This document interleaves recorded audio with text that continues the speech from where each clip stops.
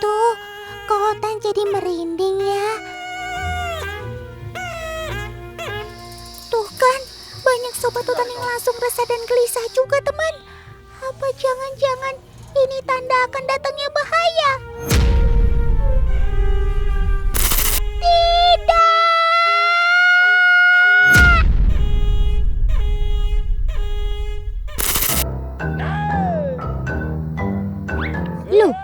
Loh, sepertinya Otan kenal dengan paman yang meniupkan trompet itu. Ah, benar. Dia kan paman Rahman. Oh iya, cara memanggil kera menggunakan tanduk kerbau seperti ini sebenarnya sudah mereka lakukan sejak dahulu. Hal ini dilakukan agar para kera tidak turun ke jalanan untuk mencari makan. Saat ini, Paman Rahman bertugas untuk menjaga kelangsungan hidup para kera yang ada di daerah Sibaganding, Sumatera Utara. Paman Rahman juga biasa dijuluki sang penjaga kera Sibaganding. Keren! Ngomong-ngomong, Otan jadi keinget sama sobat-sobat Otan yang nurut juga kalau dipanggil. Itu kayak si sapi Sembalun, Lombok, Nusa Tenggara Barat. Meski sapi-sapi ini diumbar di gunung, kalau paman penggembalanya memanggil, mereka langsung turun dan mendekat, teman. Jadi otak si sapi rupanya mampu mengingat suara paman dan apa yang akan mereka dapatkan kalau mendekat. Ini dia, air garam untuk kebutuhan mineralnya. Sabar, nanti semua kebagian.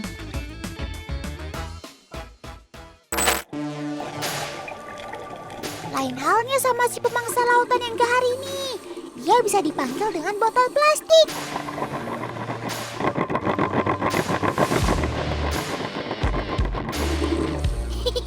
Lebih tepatnya bukan dipanggil ya teman. Tapi si hiu mendekat karena mampu mendengar suara asing ini dari jarak yang sangat jauh. Botol yang digosok ini akan menghasilkan suara berfrekuensi rendah, alias infrasonik. Suara berfrekuensi rendah rupanya mirip dengan frekuensi yang dihasilkan oleh mangsa yang terluka, teman.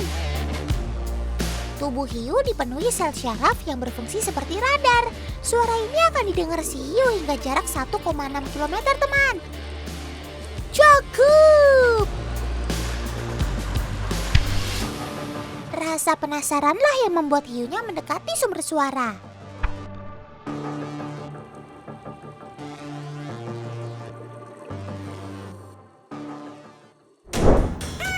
Oh iya, cara memanggil kera menggunakan tanduk kerbau seperti ini agar para kera tidak turun ke jalanan untuk mencari makan.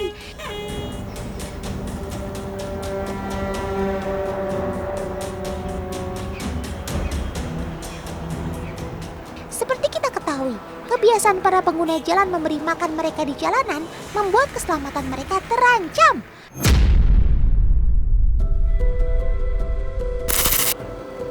Banyak dari mereka harus kehilangan nyawanya akibat tertabrak kendaraan yang sedang melintas di sana. Hanya sebagian yang beruntung dan selamat dalam kecelakaan yang pernah terjadi. Salah satunya si buntung ini, teman. Dinamakan si buntung karena satu lengannya buntung akibat terlindas truk.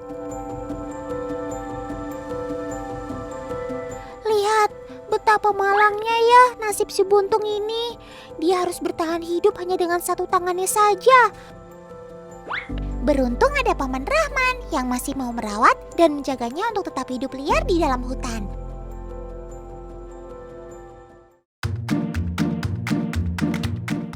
Loh, kamu ini gimana sih, Sob? Udah dijagain sama Paman Rahman, kamunya malah suka jahil sama kelompok lain.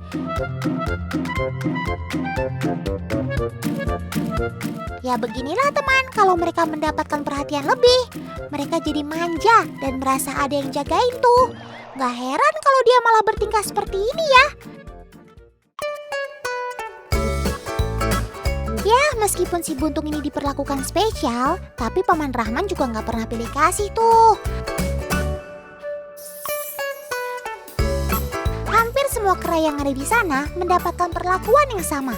Bahkan Paman Rahman juga mengajari mereka tentang tata krama yang baik loh. Seperti mengambil makanan menggunakan tangan kanan dan juga tidak boleh mencuri barang milik pengunjung. Dan upaya itu berhasil, teman. Lihat saja, kera-kera di sini nggak ada yang agresif, apalagi sampai menyerang pengunjung. Karena kalau sampai kejadian, pastinya mereka bakal dapat hukuman dari Paman Rahman.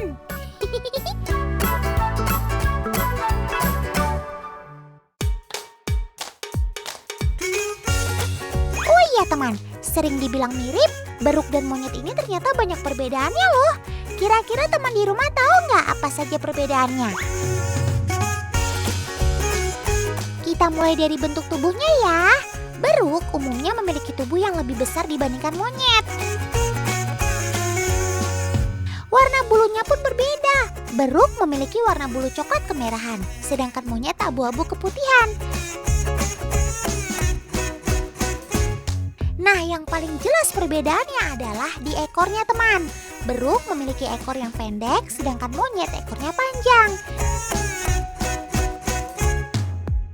Jadi udah jelas ya, beruk dan monyet itu berbeda. Jangan sampai salah lagi ya teman.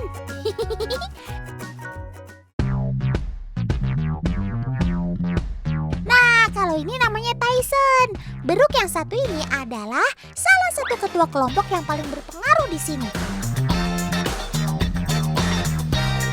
Lihat saja wajahnya, penuh dengan bekas luka ya teman. Hal ini karena Tyson paling sering berkelahi untuk memperebutkan wilayah, makanan, dan juga pasangan. Ya, meskipun terlihat sangar, tapi tetap Tyson tidak berani macam-macam sama Paman Rahman ya. Tuh lihat, sebelum diberi makanan tambahan, Paman Rahman suka memberi instruksi pada si Tyson untuk melompat. Kenapa? Karena tubuh Tyson ini sudah kegemukan teman. Jadi Paman ingin agar dia tetap berolahraga supaya badannya tetap sehat. Ayo Tyson, kamu bisa! Olahraga yang cukup ya, supaya badanmu tetap sehat dan kuat. Jadilah pemimpin yang bijaksana ya, supaya kelompokmu bisa hidup tentram dan bahagia.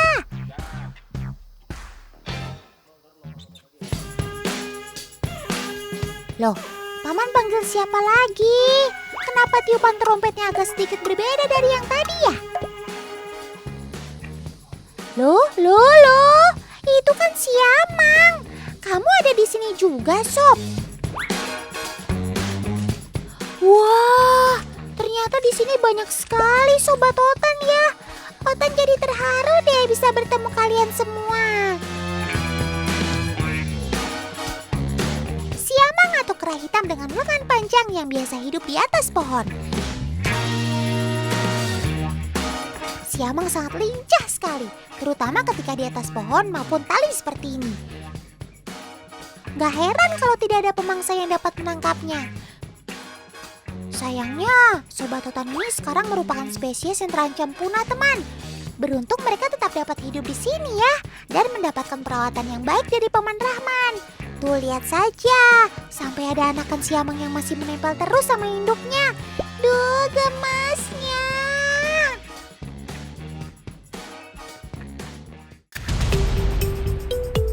Siamang sering juga disebut sang penyanyi hutan.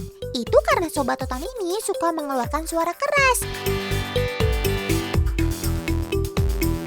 Suara kerasnya untuk menandakan wilayah mereka, berkomunikasi terhadap kelompoknya, dan juga melindungi pohon buah dari kelompok lainnya. Oh iya, Sobat Otan ini juga memiliki keunikan saat berjalan, apalagi ketika berjalan di tanah. Mereka akan mengangkat tangannya untuk menjaga keseimbangannya. Wajar saja, Sobat Otan ini kan punya tangan yang panjangnya hampir 2 kali panjang kakinya. Sehingga untuk mengurangi beban ketika berjalan, mereka selalu mengangkat tangannya seperti itu.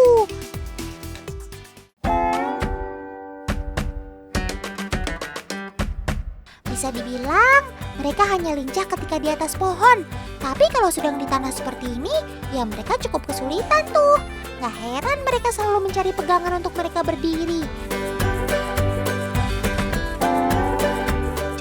si Gopal ini, teman. Gopal merupakan salah satu siamang muda yang ada di sini. Dia yang paling ramah dan bisa diajak bersosialisasi. Tuh, lihat aja, tangan kakak kameramennya sampai dipegangin begitu. Padahal mereka kan baru kenal ya. Duh, kamu SKSD deh sob, so kenal so deket.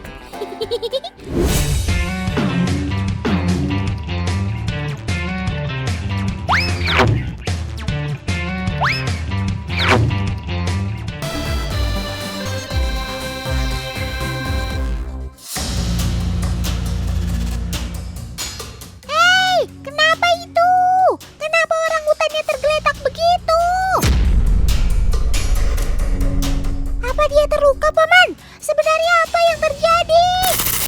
Om editor, tolong putar videonya. Otan mau lihat apa yang sebenarnya terjadi.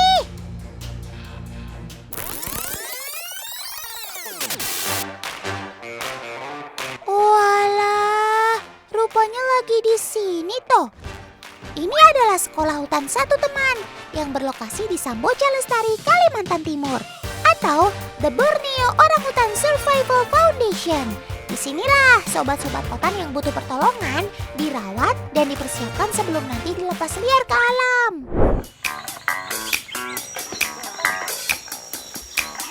Ngomong-ngomong soal dilepas liarkan, kita lihat saudara-saudara otan yang akan dilepaskan yuk. Pertama, mereka akan disuntik bius, teman. Bukan untuk menyakitinya ya, tapi untuk menenangkan mereka yang akan dilepaskan. Kondisi kesehatannya juga harus dicek ya, teman. Apakah mereka sehat atau tidak? Karena untuk mencapai lokasi tempat mereka akan dirilis itu bukan hutan yang dekat, tapi sangat jauh.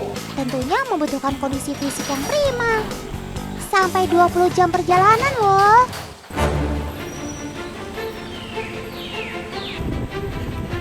Mulai dari naik mobil, sampai mobil dinaikkan ke atas kapal. Benar-benar dicari lokasi yang jauh dari pemukiman, teman. Perjalanan tidak berhenti sampai di sini, teman. Perjalanan masih sangat panjang dan pastinya melelahkan. Oleh karena itu, orang hutan yang akan dirilis harus benar-benar sudah siap bertahan hidup di alam liar ya, teman.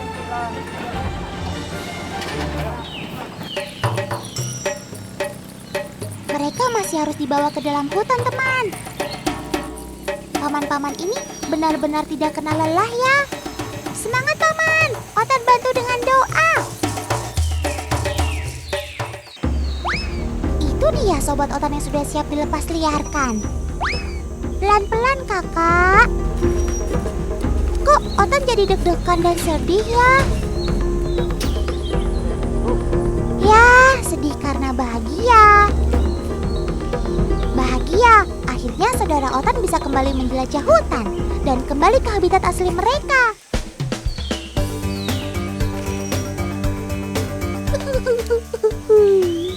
Selamat ya sobat, semoga kamu selalu baik-baik saja.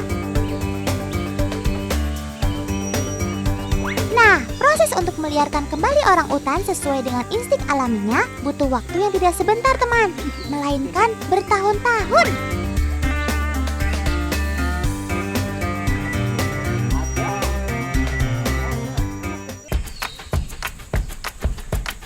Teman, orang utan yang ada di pulau ini sudah siap, teman, untuk dilepas liarkan atau dirilis.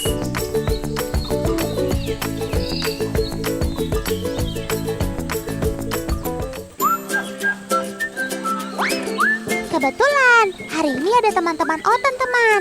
Mereka sukarelawan dari The Great Project yang membantu membersihkan rumput-rumput yang menggenang di sungai yang melingkari pulau.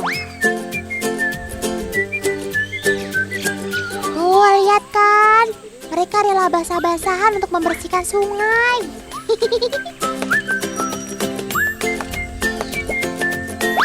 Hijau, hijau. Aduh, duh, duh, duh, duh. Kamu nakal banget sih. Rumputnya jadi kotor lagi deh. Maklum, Ical memang masih 5 tahun, teman. Lagi usil-usilnya.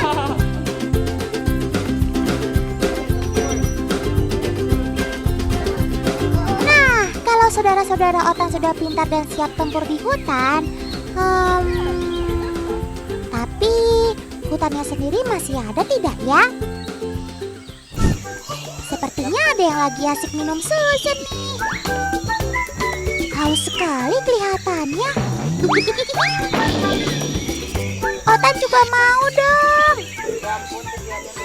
Tenang sob, semuanya kebagian kok. Masih banyak.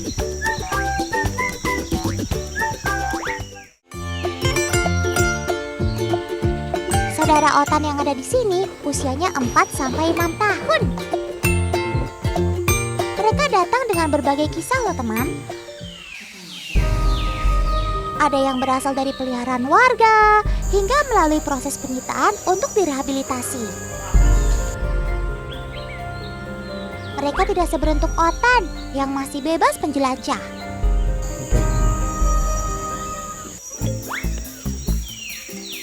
Biasanya habis diberi susu dan makan, mereka akan belajar teman. Saatnya kita sekolah. Jangan bayangkan sekolahnya seperti kalian di rumah ya teman. Aduh, kalian manja sekali sih sob. Ayo dong jalan sendiri, jangan digendong seperti itu. Kalian harus mandiri sob. Nah begitu dong, jalan sendiri.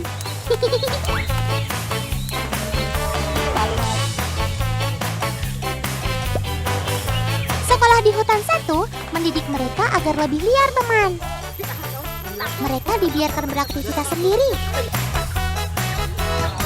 Ini bertujuan untuk menyiapkan mereka agar dapat bertahan hidup di alam liar nanti.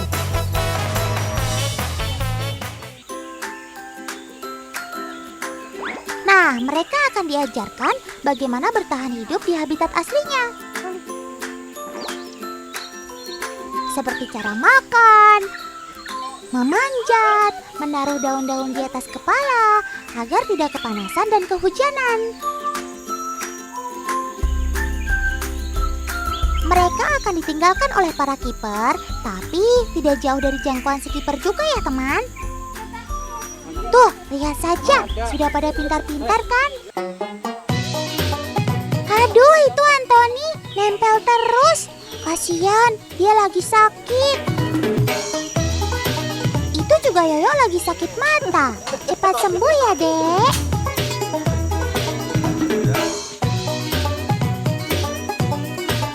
Oh iya, DNA orang hutan memiliki kemiripan sebesar 97% dengan manusia loh, teman. Maka tak heran bila orang hutan yang terbiasa berinteraksi dengan manusia akan mengalami perubahan tingkah laku, pola makan, bahkan meniru kebiasaan lain manusia. So, penting banget untuk mengembalikan insting dan perilaku alami mereka terlebih dahulu sebelum orang hutan ini dilepas liarkan. Agar mereka bisa bertahan hidup di hutan. Ayo sob, panjat terus. Terus, semangat. Latih kekuatan tangan kalian. Wah, itu lihat, ada saudara otan yang sudah pintar.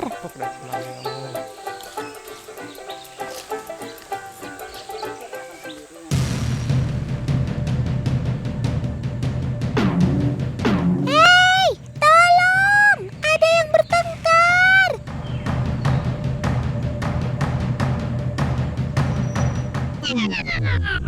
Aduh, ternyata lagi pada main toh. Kirain kalian berkelahi.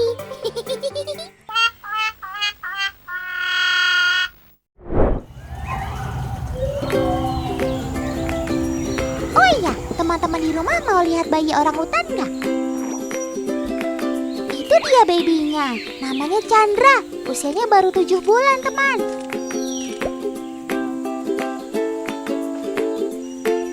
Usia balita adalah waktu yang tepat untuk mengajarkan dia cara makan teman.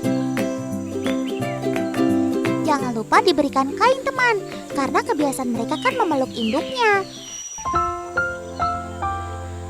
Kain ini seakan-akan mengganti fisik ibunya, teman. Kasihan ya, teman.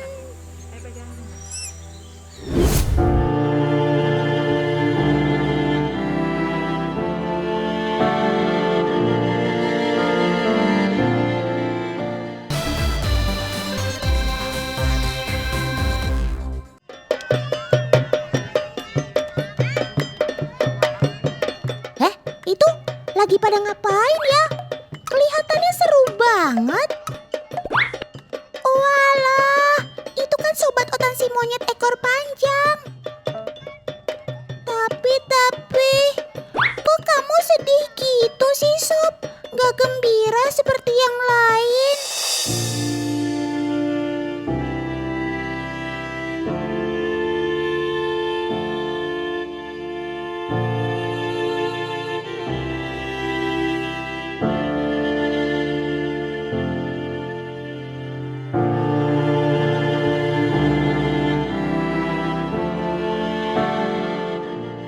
Kalian pasti sering lihat adegan seperti ini kan? Saudara-saudara otan ini dipaksa jadi tontonan dan hiburan. Hampir sejam ia berdiri menghibur para penonton. Mondar-mandir menggunakan motor-motoran. Memakai topeng bekas boneka sampai lompat melewati lingkaran besi. Setiap dia beraksi akan disambut tawa riang dan tepukan para penonton.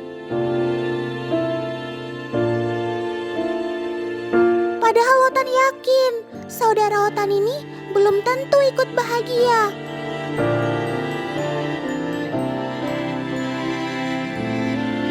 Bagaimana bisa bahagia, teman? Ia harus hidup dengan tali terikat di leher seperti itu. Dengan baju kumalnya, ia mengemis berharap uang recehan dari penonton.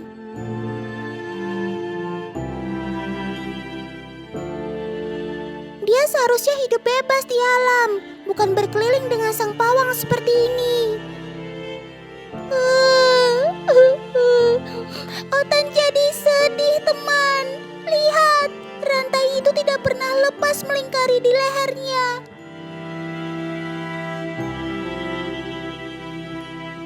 Hentakan tali berarti perintah pawang yang harus ia turuti.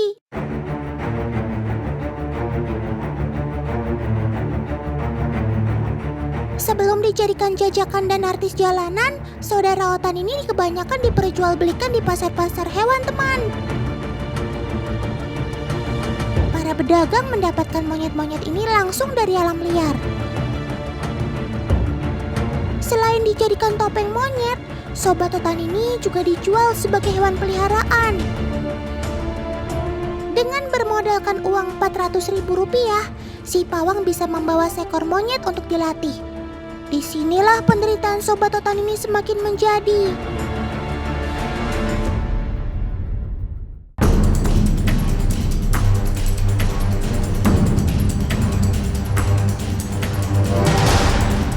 Untuk bisa melakukan atraksi, sobat Otan ini harus melalui latihan kurang lebih 3 bulan lamanya. Salah satunya, ia harus membiasakan diri untuk berdiri. Di habitat aslinya, sobat Otan ini berjalan menggunakan kedua kaki dan tangannya. Sementara di sini, ia dipaksa untuk bisa berjalan menggunakan kedua kaki layaknya manusia. Selain rantai yang melekat di leher, untuk membiasakan berdiri dengan dua kaki, selama proses latihan, saudara Otan ini tangannya diikat ke belakang. Kamu sudah seperti tahanan saja diperlakukan seperti itu.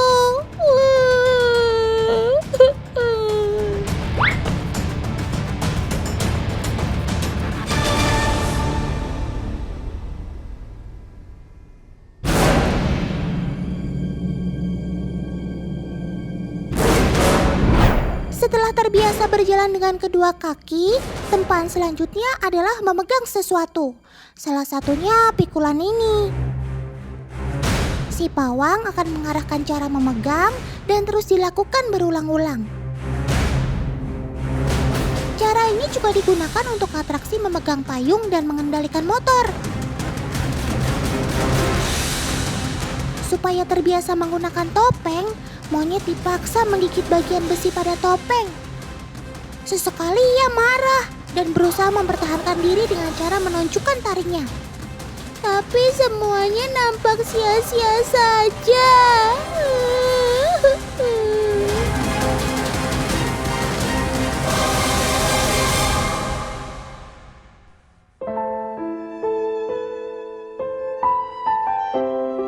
Akhirnya dia bisa istirahat. Lihat teman, dia terlihat lelah sekali. Terus-menerus dilatih seperti tadi, perlahan-lahan sifat aslinya menghilang. Kini ia hanyalah primata penghasil uang. Hei paman, kok kasih makan sobatotan ini dengan gorengan sih? Itu kan bukan makanannya.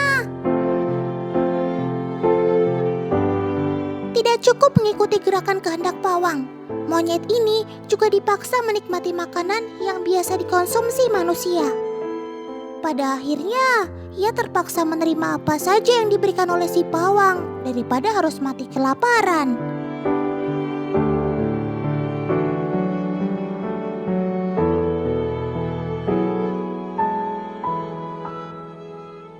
Naluri memilih makanan terbaik masih ia miliki teman. Gorengan pun dipilih yang layak untuk ia makan.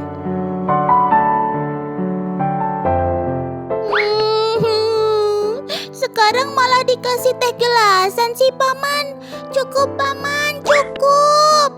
Segera hentikan ini semua.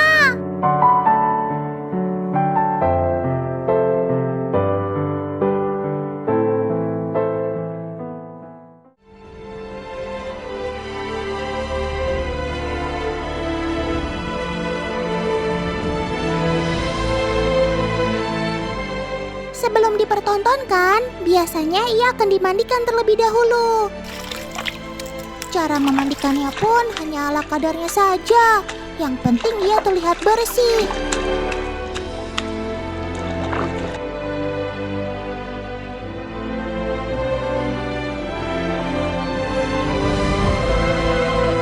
Seringkali tubuhnya gemetar akibat menahan dingin.